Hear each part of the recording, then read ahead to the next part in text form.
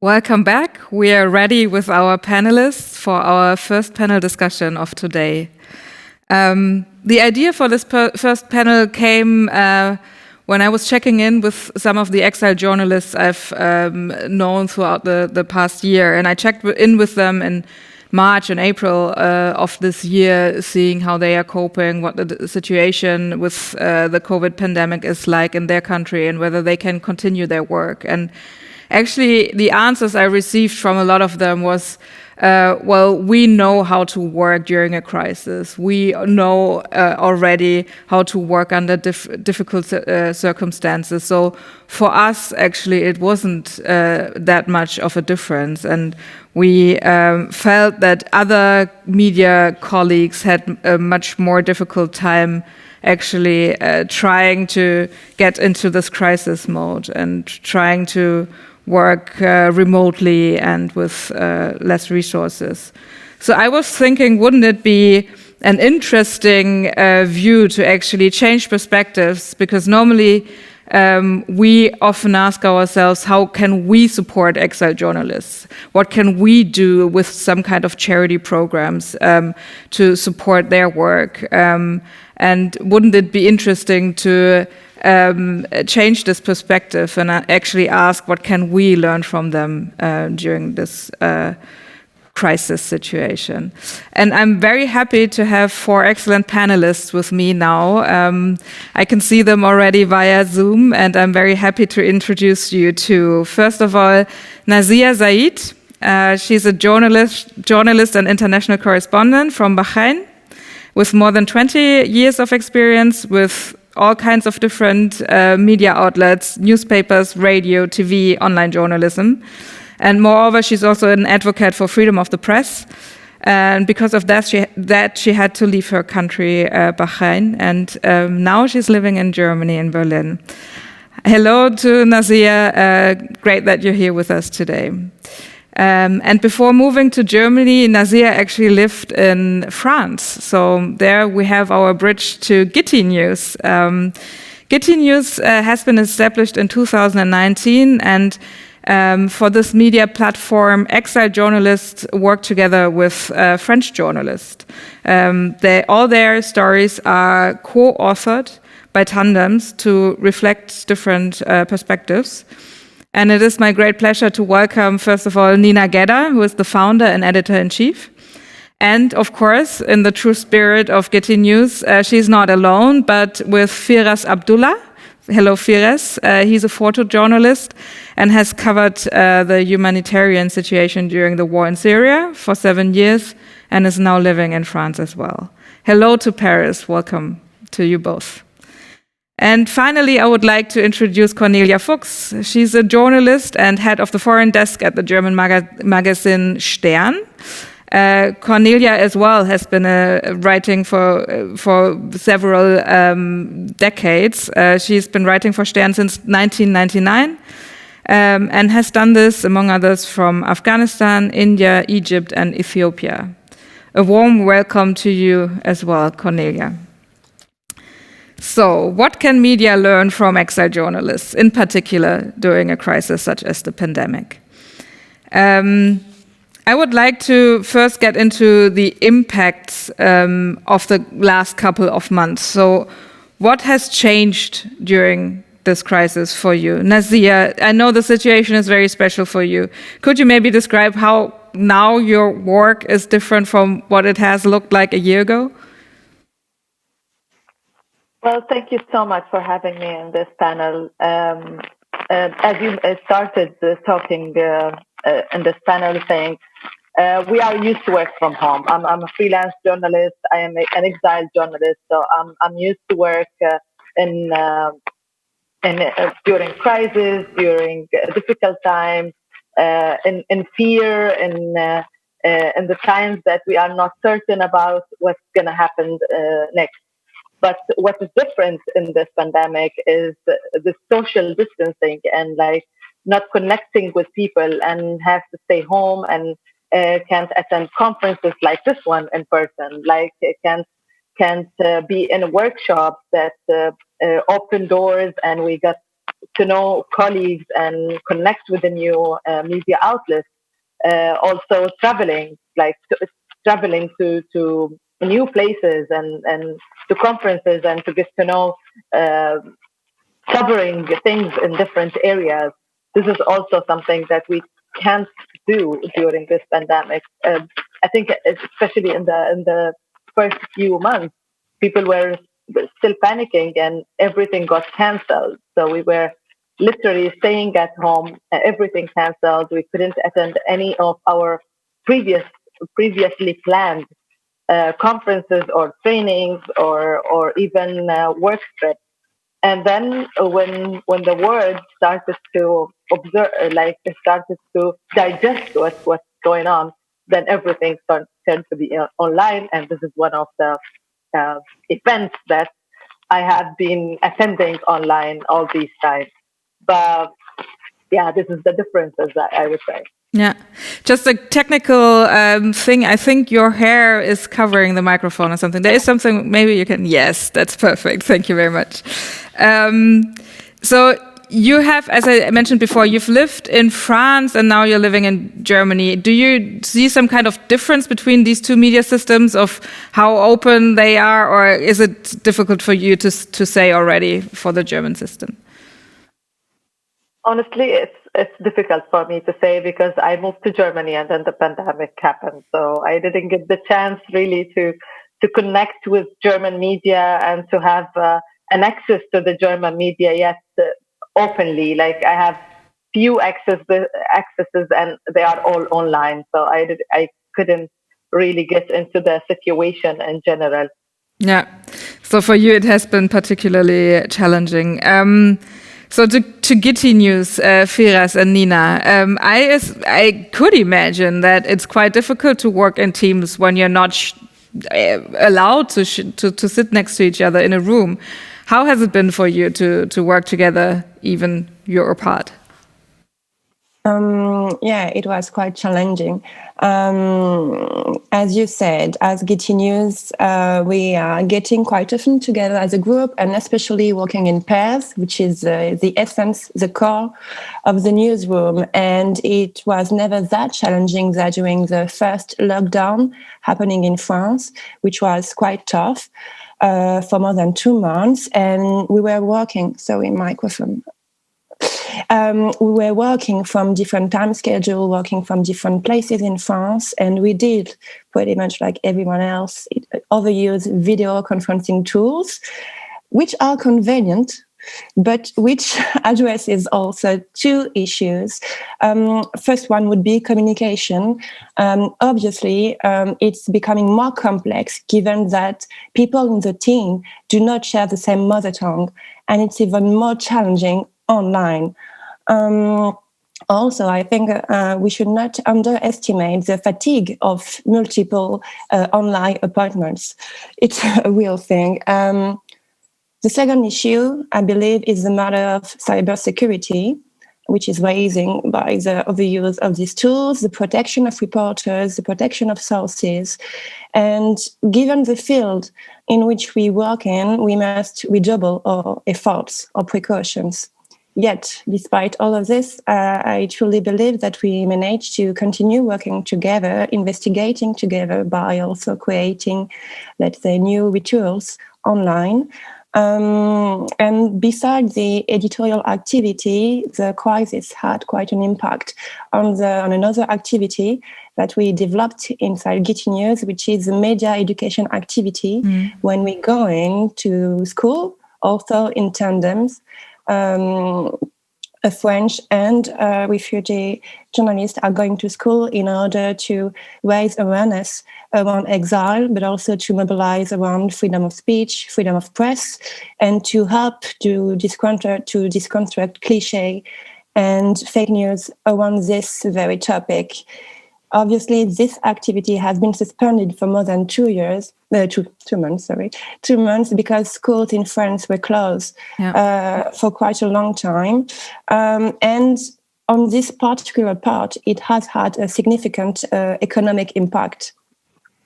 So since this summer, really, we've been trying to reorient this activity online while ensuring that it remains didactic. Okay, I see. And Firas, can you share a bit your experience? I mean, you've worked under the most difficult circumstances during war, and now you're in France, but the pandemic is happening. Can you share your experience of what it has been like? Yeah, actually, my experience in Syria, it was like, I can compare it with my experience in Guiti News here. Like in Syria, I've been working for 6 years there under very dangerous circumstances, and the situation was very, very dangerous there. So what affected actually is what affected me was the there you can really easily communicate with people, with the newspaper, the agencies everywhere, and I hadn't any trouble selling my work or communicating with grand and global newspapers and agencies there, and because actually they were interested in the current situation there. I was in Eastern Ghouta, and there was no foreign journalist there.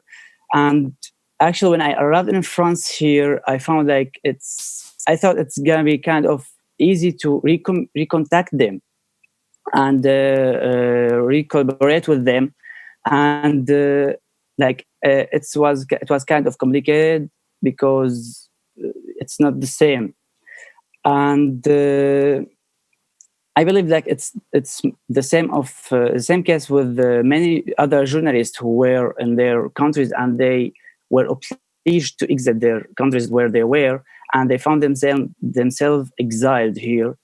So and they find themselves also ignored by most of the global outlets, even if they ever worked for them in the past.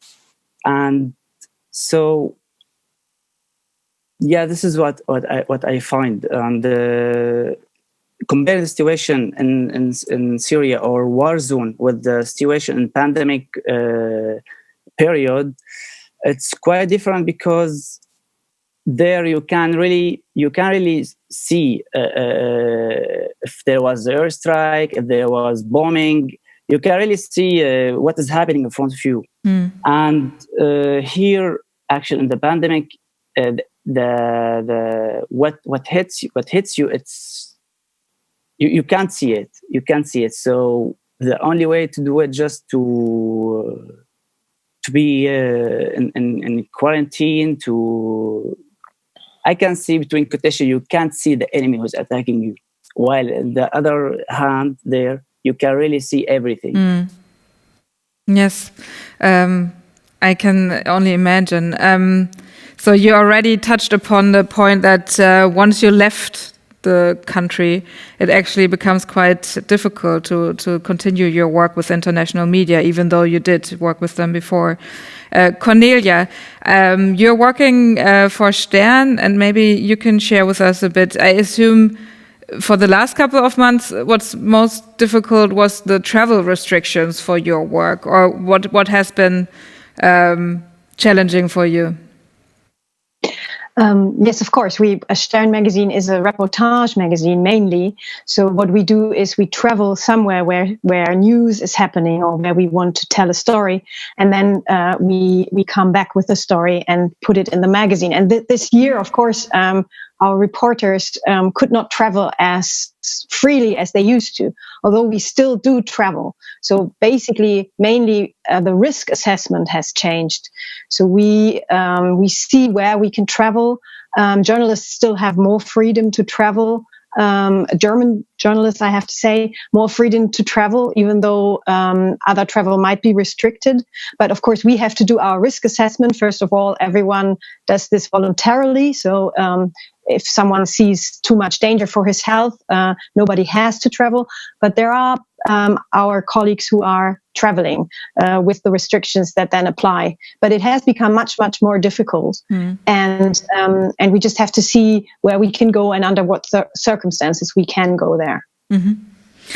And so to continue with this point of how can the cooperation between media and some exiled journalists actually be improved, I would like to ask you as well, Cornelia, do you have any experience in working with exiled journalists at all at Stern, or are the opportunities quite limited?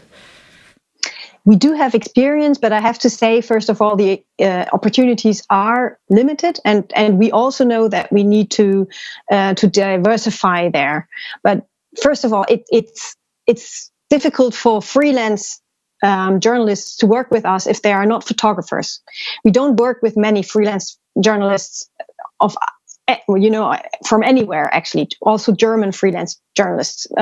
Most of our texts are done by colleagues in our magazine. But of course, we do work with freelance journalists if the occasion arises sometimes. And we have, for example, an Iranian colleague who lives in Hamburg and who helps us with research in Iran. But as I said, as we do mostly reportage, we still have to go to Iran, where she cannot go anymore, unfortunately. So she does help in research, but she cannot do the story herself.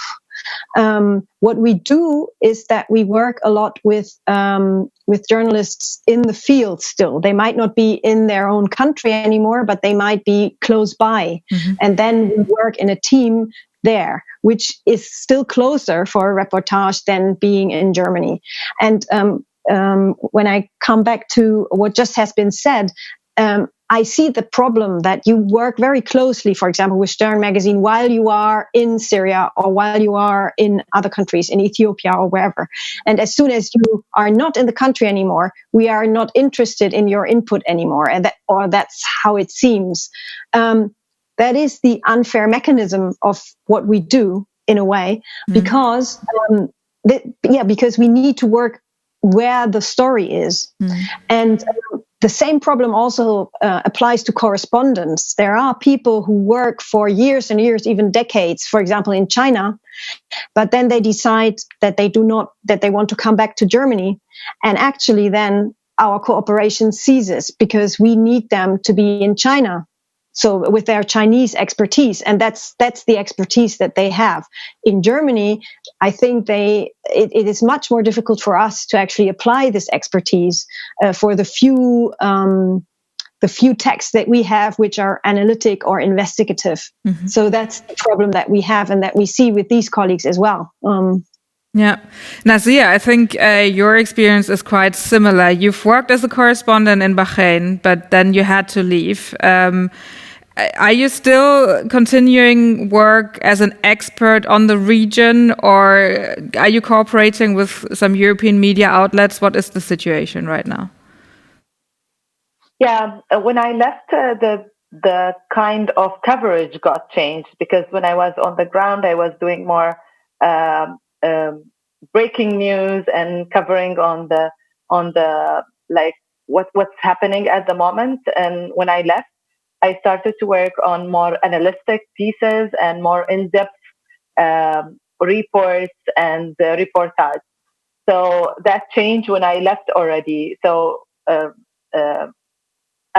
still doing reports about the region, about the Gulf and the MENA region. And so part of all of this is traveling and also connecting with people, as I said, in events, and traveling into the country and meeting with people, with activists or with politicians or so on. And this part is missing now at the pandemic. But you're working freelance and you're covering some stories, and then you offer them to media outlets. Yeah, that's I have the ideas and pitch them, and then once I get the go ahead, most of people here knows how does it work.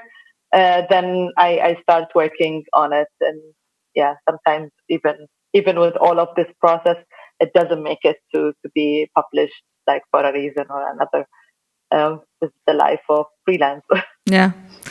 I think some of the difficulties we've already touched upon also are the reasons why Guiti news are formed in the first place, if I understood it correctly. So Nina and Firas, could you maybe explain a little bit more the reasons why you thought it was time to actually establish a new media outlet and not change the way of working at a already established media in France?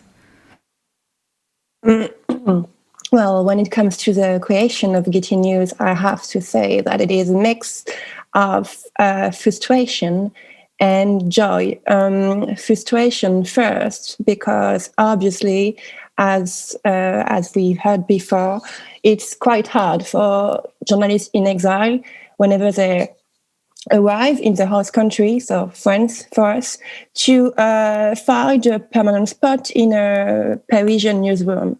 And we found that it was quite unfair because, as Firas said earlier, their work have been overused in the past few years, and whenever they're available to have a new one, well, they don't get the opportunity. And maybe from the French journalist side also, I mean, it was my case. I was quite frustrated by the way we cover migration in France.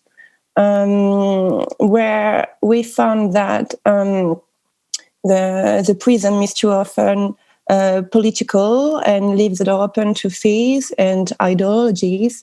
And most importantly, once again, what struck me while reporting this was also that there's a massive confiscation of speech on this topic. Like we on Guiti News, for instance, we made a survey. So from 2015 until 2019, the word refugee appeared on the French media outlet more than 35,000 of times.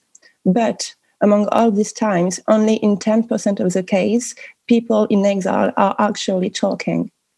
So I believe that Guiti News was also created to fight this confiscation of speech. So you're also saying that when you only cover news with a very homogeneous group of people, or without asking actually the people that are affected, like in this case, without actually asking refugees themselves, that there are some certain blind spots and there are some things that you don't see yourself because you simply don't have the experience. I was wondering, during the last couple of months, it was not only the pandemic in France, but also we saw attacks, and there was quite a strong discussion about intercultural relations in France. So I was wondering, what is your experience in cover these kind of stories? Do you also feel that traditional media has left out parts of the story and you're better equipped to cover it? Firas, do you want to go? Yeah. Actually, wait a second. Yeah. Actually, when what happened in France before when I was personally, I was in Syria when the attacks or the terrorist attacks happened in France in 2015. So we were cut from the outside world. So what we have done there was only the solidarity standing up with the victims here in Paris, and the point is that when I arrived here, so I started working here with the Guiti News. So what I would like to talk about, like when I arrived here, I arrived in 5th December 2018. So there was only the Yellow Vest movement and the popular protest against the government, and so was, yeah, I was just getting to know about what's happening here. So when I work here with Guiti News, for example, I start working with them. So we first of all like we start knowing about what's happening. Sorry, Nina, do you want to add, or? Yeah, maybe a small thing. I believe. Sorry. We mentioned the confiscation of speech, and I think it's really related to that, how the confiscation of speech in mainstream media outlets are systemic, because what's happening towards people in exile is the same happening towards women wearing the scarf, young people from the suburbs, young people from the migration. And we do in France have struggle with identities and religions, and well, obviously lately it has been about Islam, but that was the same. For instance, last year, during 1 week, we had more than 60 debates on the national television, but in this 60 debate, there was no woman wearing a scarf, but it was about that. So the challenge is there, and I think it's also connected to how do we make information. And but maybe it's a question after that. But why the lack of diversity inside the media, which has obviously a repercussion on the news. Mm-hmm. Yeah. So some of the voices are not heard. Cornelia, I'm quoting your editor-in-chief because I found it so remarkable what she wrote in an editorial over the summer. Quote, "What we are missing are people with different life plans within this country. We need discourse, friction, and new perspectives within our team. We need more people of other nationalities, cultures, and mother tongues in order to adapt the way the Stern tells stories to the realities in our country, where 1 in 4 people has a migrant background." So I was wondering, how do you want to achieve this new way, new approach, and can exile journalists also play a role in this? Yes. First of all, I agree. I agree with what has been said. There is not enough variety in the things that we report and in the voices that we actually give room to, and that's one major problem. And it applies to many different levels. It applies to women. It applies to exile journalists. It applies to refugees, and Stern has the same problem. So we have a very our colleagues come from not the same background, but very similar backgrounds of most of them, and our editors-in-chief want to actively work against this. So, for example, we are seeing if we put out job adverts in different ways nowadays, and we also have the Henry Nannenschule, which is a journalism school, who also talks about diversifying the people that are getting their education there. But we also have to think about a balance that's quite important for Stern, or has always been quite important for Stern magazine, which is the balance that my department looks into the world from a German perspective. So for a lot of time, we need to explain to our German readers the situation in other countries. What I think is interesting when I hear, for example, Nina talk now, is that she actually talks a lot about France and how the situation is in France.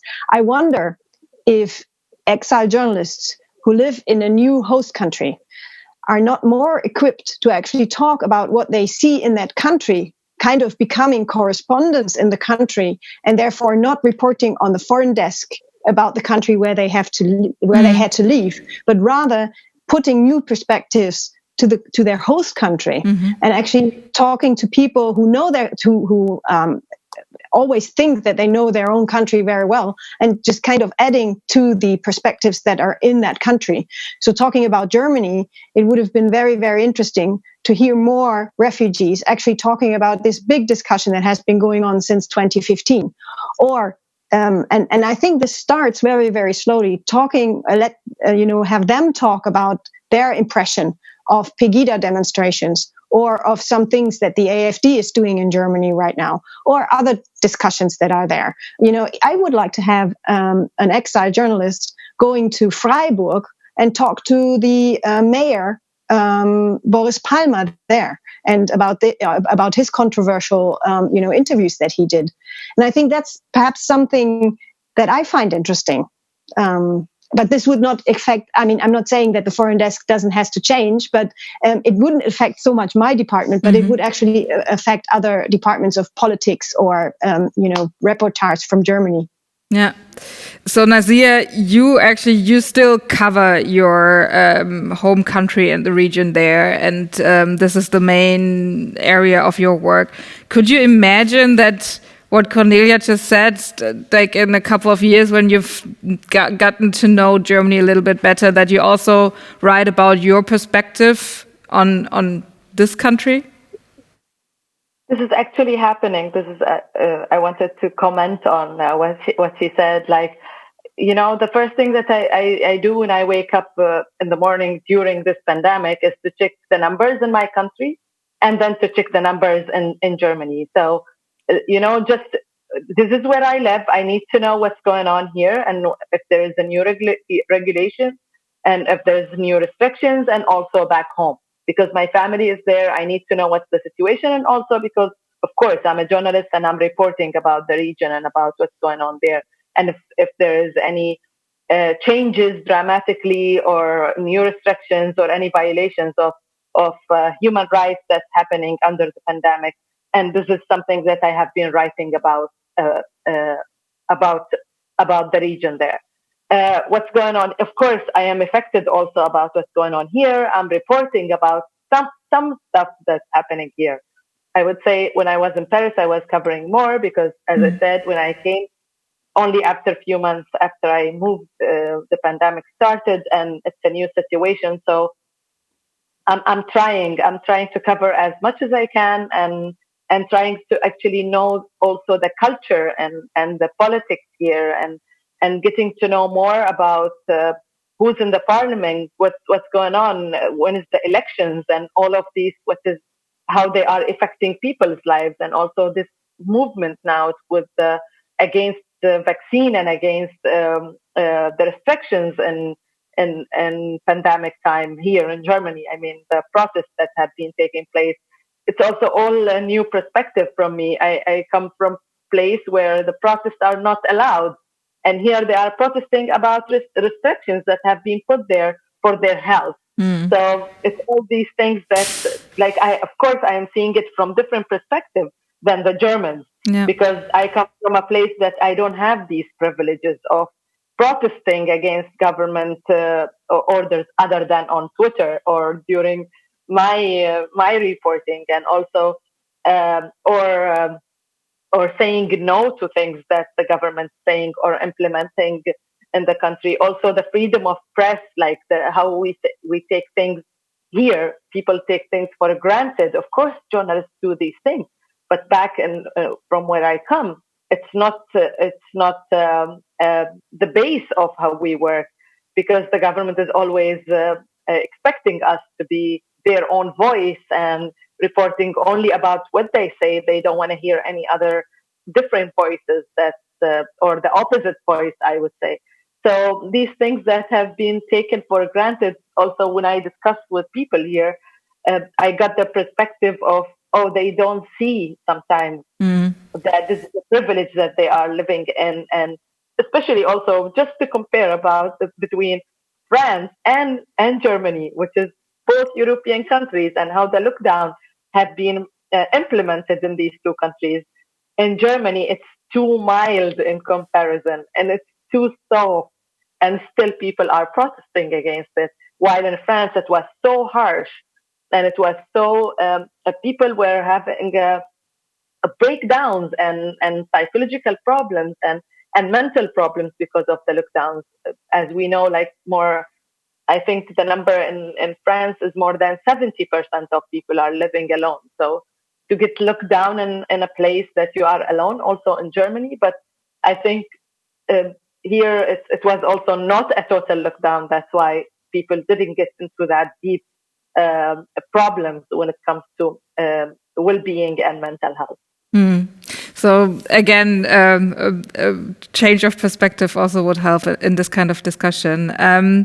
We will open for audience questions in a couple of minutes, but before that, there's one point that I definitely need to raise because it always comes up in discussions, and whenever I ask Exile journalists about the biggest problem, that's one of the answers they give me, and that's the language issue. Especially when you go into writing, but of course also radio and TV journalism, there is the language barrier to most of the journalists if they don't speak the language perfectly. So at Guiti News, how do you deal with that? Do you have like the French people that then edit the pieces that have been written jointly, or how can you overcome this challenge? Again, Firas, do you want to explain your experience? Actually, once we get here or we arrive here to France, so we automatically started to learn the language, and what helps us actually with the coordinating with the French journalists, like how Guiti News, for example,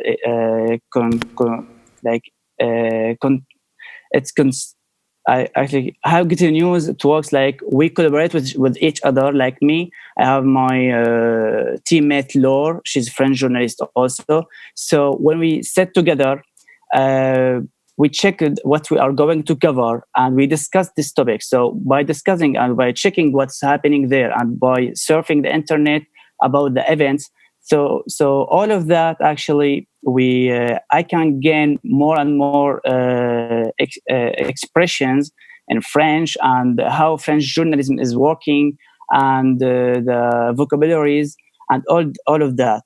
So even when we interview people there on the ground, because of course when we work on that, so we interview people. We write main topics about the subject that we are covering, and when we take photos, when we deal with the people on the ground, and after the work that we are working on the ground, when we get back from the field, when we start the editorial job and all of that, so it's so sure that that helps a lot to gain more vocabularies and more expression in French, especially in journalism language. So doing this from the start to the end, just as a team, it helps you to also then improve your French. Exactly. And it's simply a resources issue? Cornelia, wouldn't there be like just the chance to translate certain pieces or to do another round of editing if you include people that don't have German as a mother tongue? We do that already. For example, we have a collaborator in northern Syria, a young woman who wrote essays about her experience there after the Turkish troops started the war there, and. So, but it is of course difficult because we have then she works together in a team with a colleague here who then has to put this piece into German. And to be honest, we also are in a situation where we don't have as many colleagues as we would like to. We are struggling as well. It's not like in times ago that we have many people who have always time to do these things, and we always have to look after resources. Yes, that's absolutely true, and it makes it a bit more difficult. But it is possible, and I'm very interested in hearing about the collaboration that Guiti News does, and it is something that we are looking into as well.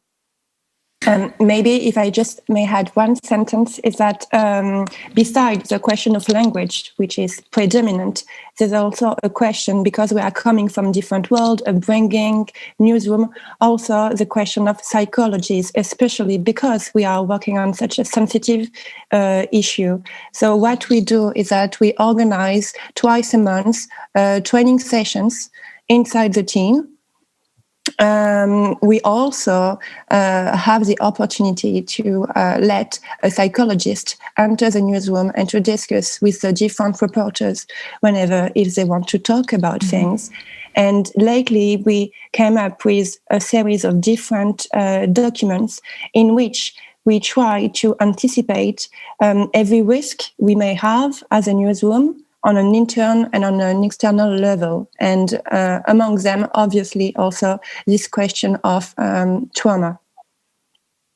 So there are a lot of ideas that actually other media outlets could maybe look into and maybe learn from as well.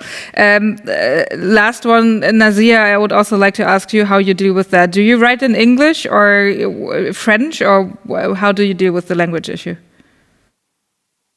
Well, it's really an issue that I have. Thank you for bringing this question up, because when I was in France, there were many media outlets that I have been banned from working with, or they would like the idea, they would like to, but they don't want to translate, or they don't have the resources to translate the piece that I am about to write or about to cover, or the idea that I brought to the newsroom or to the editor-in-chief. So I write in English and in Arabic, and in France they prefer, of course, that they have it in French. Some media outlets, they were translating, so this is where our relationship starts and the cooperation started. So I write in, and some of them, like there is some online platforms that they publish in many languages. So I write it in Arabic, and they publish it in English and French. So this have been a very nice cooperation, and also it reach as much as many people who are having different mother tongues in French and English and Arabic.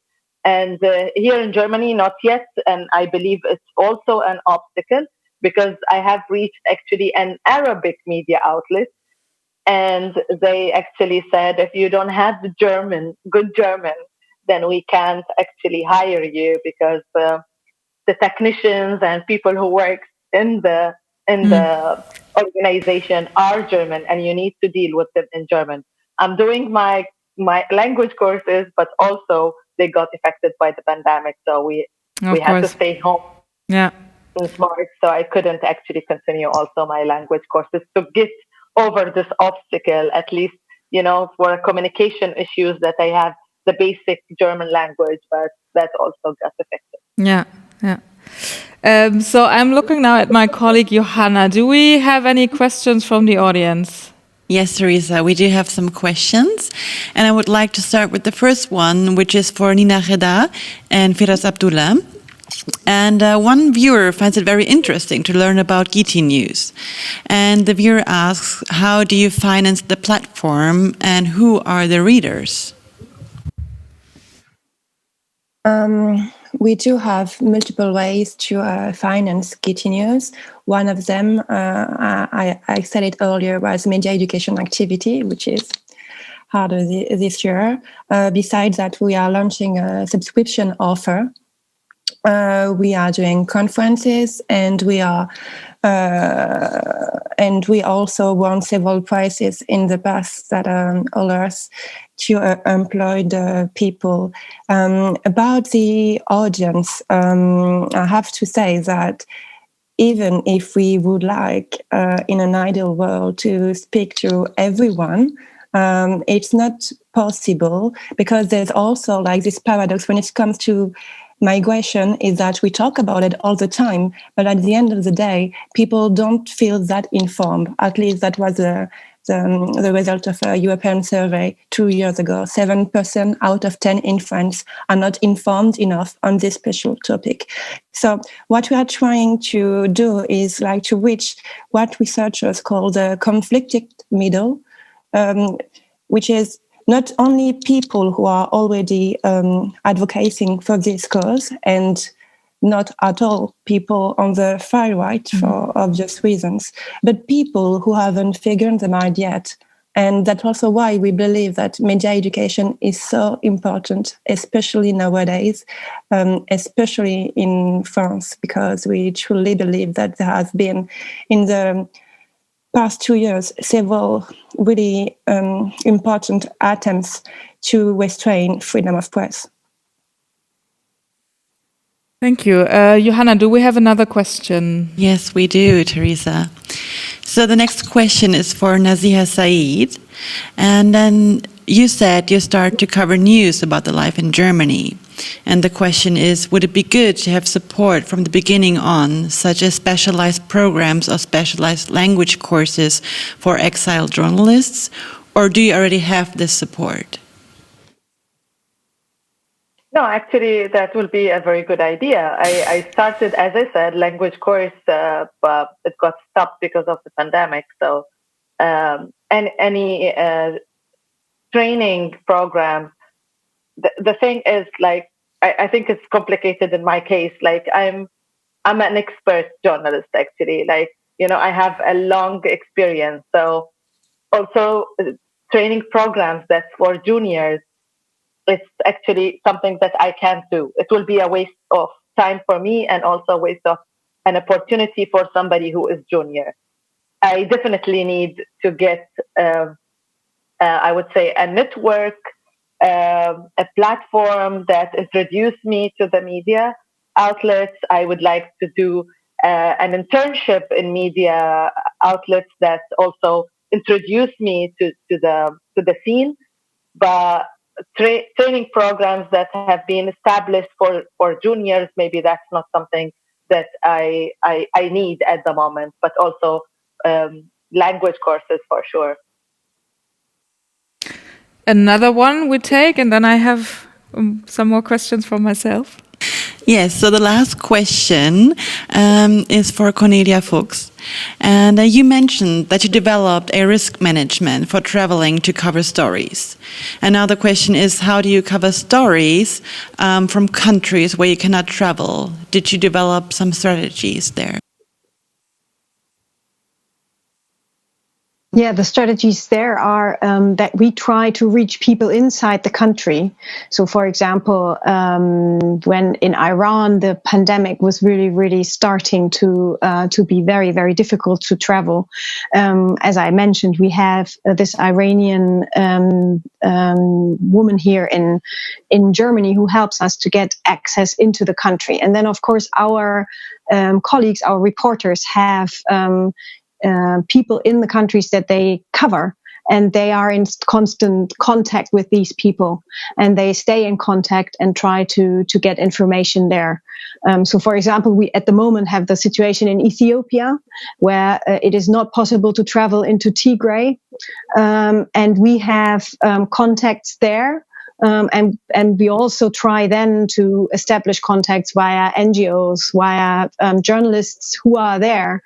And there the problem is, again, of course, an Ethiopian exile journalist could help us in researching contacts. But what we really need are people on the ground to tell us what is happening there right now. And even more, as there are, as Stern is such a photographic magazine as well, with a lot of photojournalism, this is even more someone who can cover this, who is on the ground. So an exile photojournalist in Germany, which we also work with. We work with Hossam Katan, who has the same backstory as Firas. I think he also worked in Syria for many, many global media outlets and then had to leave the country because his life was in danger, and is now living in Germany. And he has the same difficulties, and we understand this completely. We are in constant contact with him, and we would love to give him stories.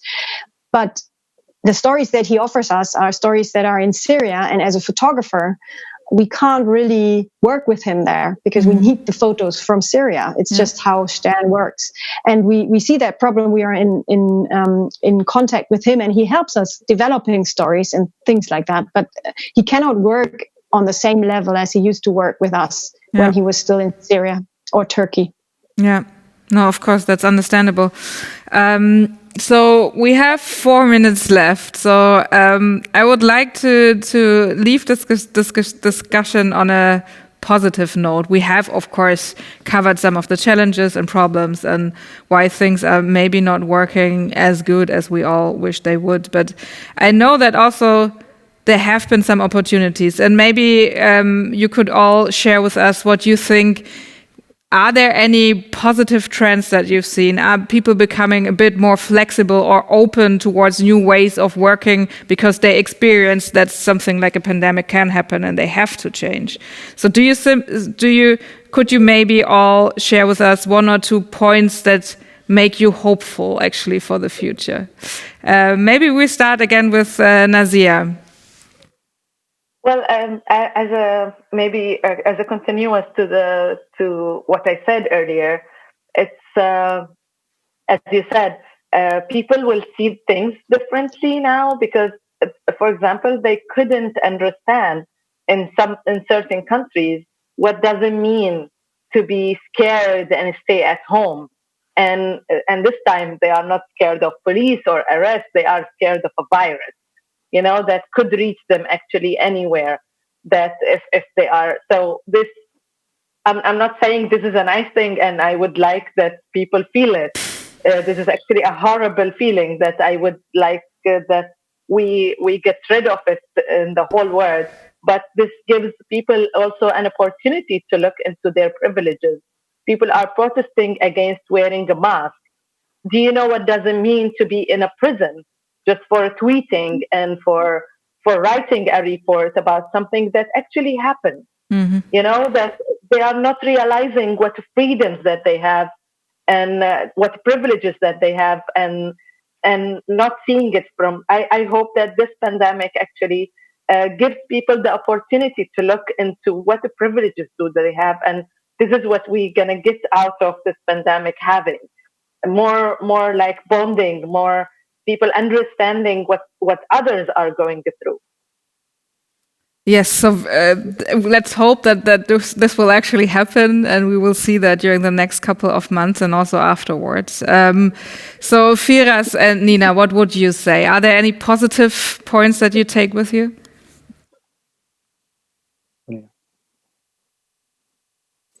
So actually, for me personally, I think that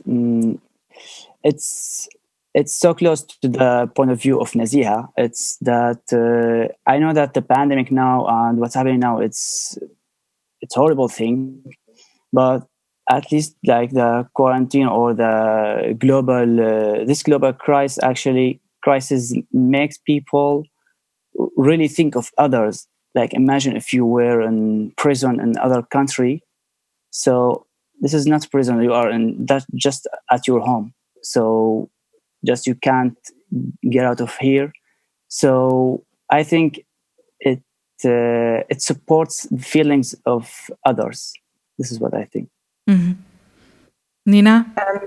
Yeah, maybe more in terms of the urge to have a largest diversity in media, even though right now, at least in France, the French media landscape, well, the report is quite irrevocable, but I do believe that there's several levels to change this thing.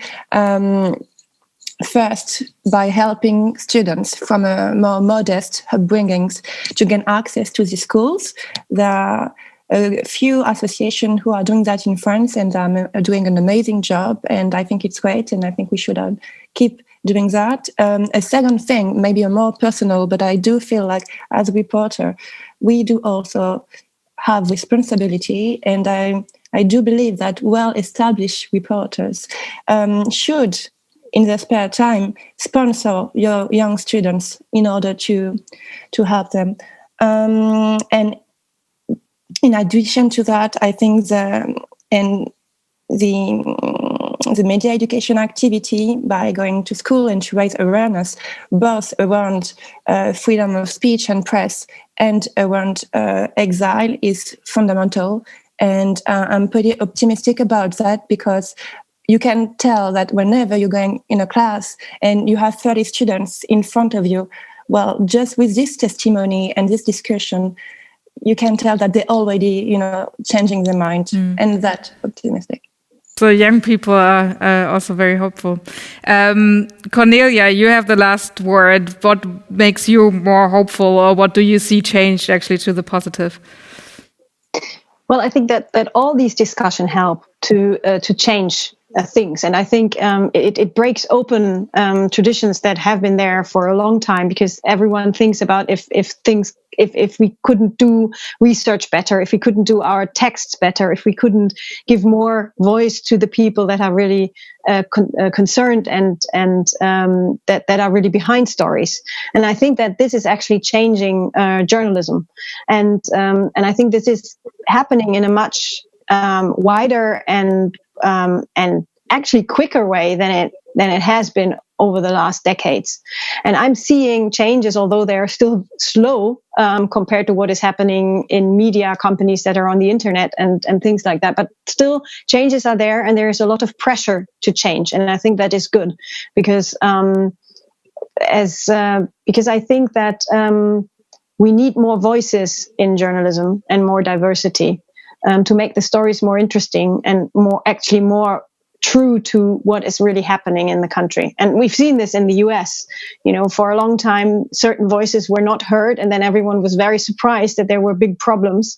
But this is changing now as well. And I think it will also change in Europe and in Germany. So we need more voices, and definitely exiled journalists can play a major role in this. Thank you very much for all the panelists. Thank you for taking the time and joining us here, even if it's just virtually. I still hope that we can meet again next year in person and all get to know each other. Thank you very much for your time, and to our viewers at home, thank you for listening so far.